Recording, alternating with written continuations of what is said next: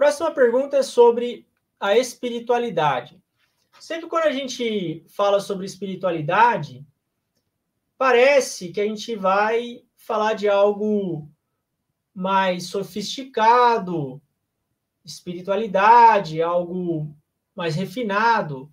Agora, já que a pergunta foi feita para mim, eu vou responder com base no que eu acho frente à verdade.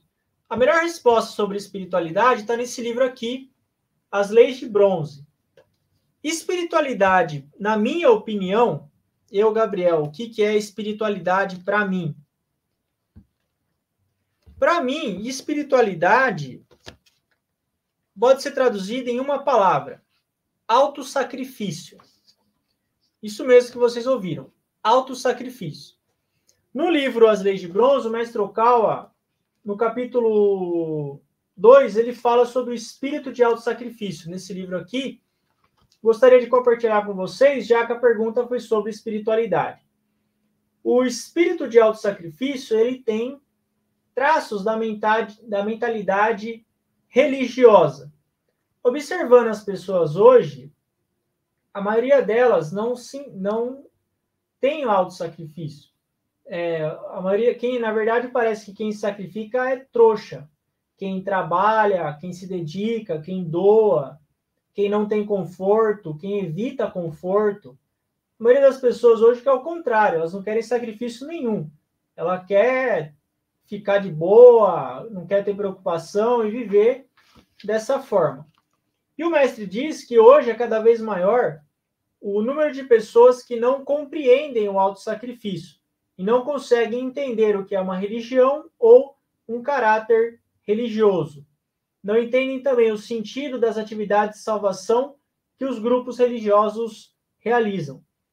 Agora, quando o espírito de autossacrifício for adequadamente assimilado, os líderes religiosos terão mais orgulho e confiança em seu trabalho.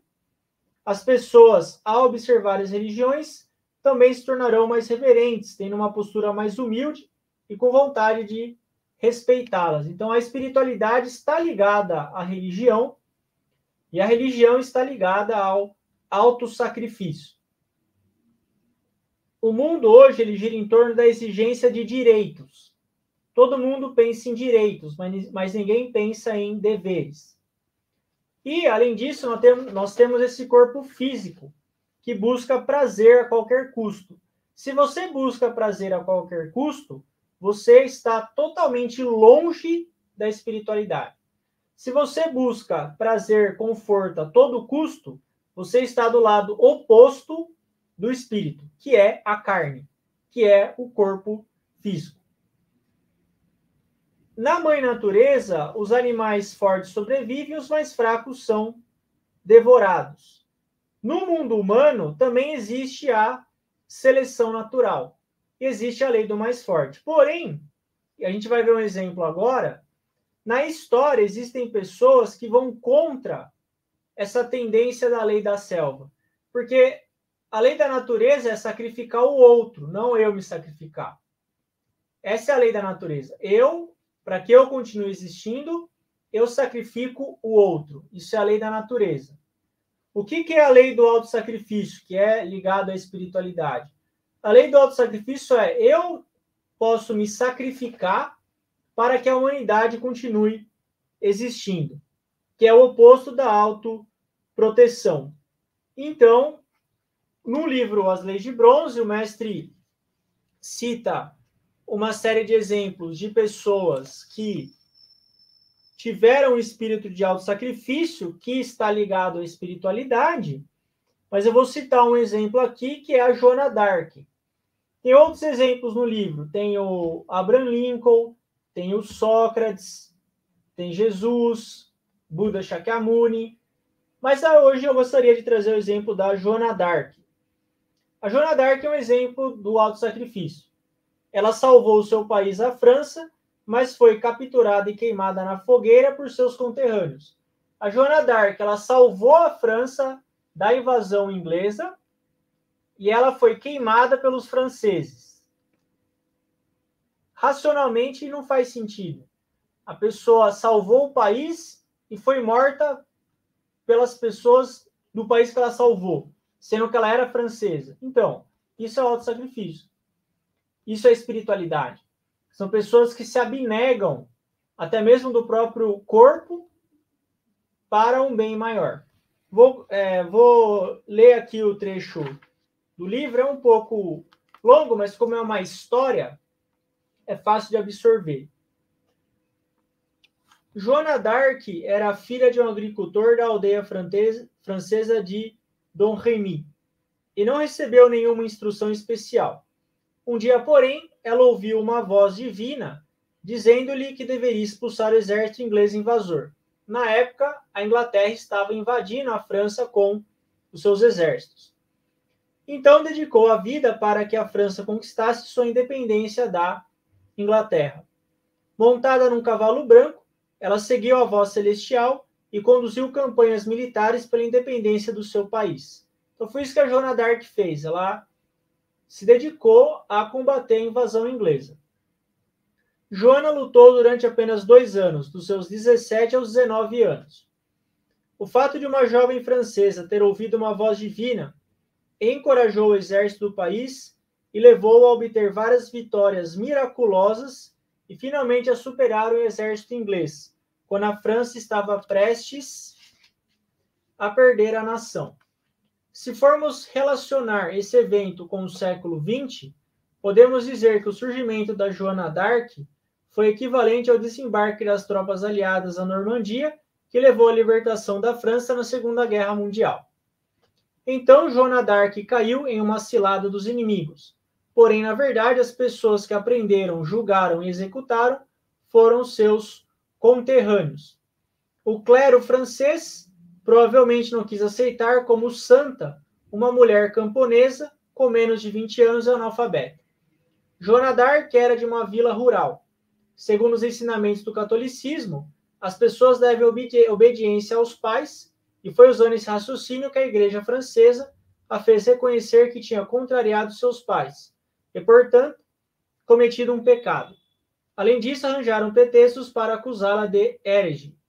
No final, foi queimada na fogueira, tratada como se fosse uma feiticeira. Na Idade Média, eram frequentes os julgamentos de feiticeiras, e o de Joana d'Arc também teve esse aspecto. Joana não conseguiu ganhar nada em proveito próprio, simplesmente encontrou a morte na fogueira. A espiritualidade está nessa última parte. Joana não conseguiu ganhar nada em proveito próprio. Se você se dedica ao espírito, você muito dificilmente vai ganhar algo em proveito próprio. Se você é realmente espiritualizado, você acaba perdendo muita coisa. Por isso que vem o sacrifício. Por isso que pouca gente se dedica ao espírito de verdade. Porque para você se dedicar ao espírito, você tem que se desapegar. Isso é chamado lei da compensação. No livro As Leis da Coragem, o mestre Okal ensina a lei da compensação. Se você quer se dedicar realmente à espiritualidade, você não consegue se dedicar à espiritualidade agarrado no material. Você vai ter que se desapegar. E quanto mais você quiser se dedicar ao espírito, mais você tem que largar o material. Pode ser que você tenha que abandonar os seus pais, a sua família, quem você ama. Dependendo do nível que você se dedica à espiritualidade, você vai ter que largar tudo isso. Você não vai ter benefício nenhum, materialmente dizendo. Você vai ficar sozinho, você pode ser queimado na fogueira. Isso é espiritualidade. Finalizando a resposta, o mestre continua. Aqueles que seguem um caminho religioso devem, em algum ponto da vida, afastar-se da ideia de vantagem ou desvantagem, e, em vez disso, dedicar-se em prol dos outros. O mundo no qual cada um pensaria apenas no benefício próprio seria o mundo de animais numa forma diferente. Acredito que a religião é absolutamente necessária para que se possa continuar a ensinar a importância desse espírito. Quero que os seguidores da Rap Science sejam felizes, isso é o mestre falando.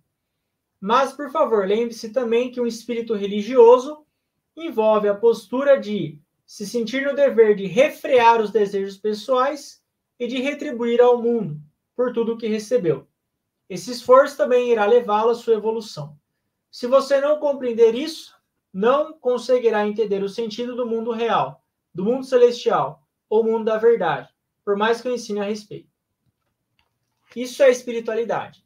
Não tem nada de glamour, não tem nada de refinado. É puro sacrifício.